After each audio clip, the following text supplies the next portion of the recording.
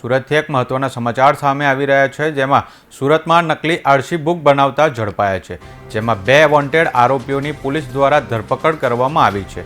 પોલીસે બાતમીના આધારે આરોપીઓને ઝડપી લીધા હતા, ત્યારે આરોપીઓ આરટીઓમાં કામ કરતા હોવાનું સામે આવ્યું છે। આરોપીઓને ઝડપી ક્રાઇમ બ્રાન્ચે વધુ કાર્યવાહી હાથ ધરી છે।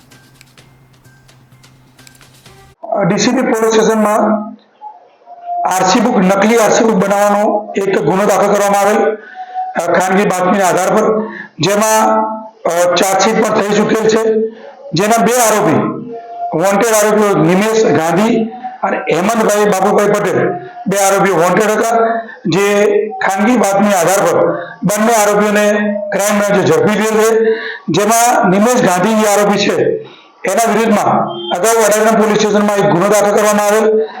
આ જે નિમેશ ગાંધી છે, છેલ્લા ઘણા વર્ષથી આરટીઓમાં આરસી બુક બનાવવાનું અને એજન્ટ તરીકે કામ કરે છે। જેને ખબર હતી કે આરસી બુક નકલી બનાવી રહ્યો, છતાં પણ આરોપીઓનો સાથ આપી અને આ રેકેટમાં નિમેશ ગાંધી સામેલ હતો, જે નિમેશ ગાંધીને પકડી પાડવામાં આવેલ છે।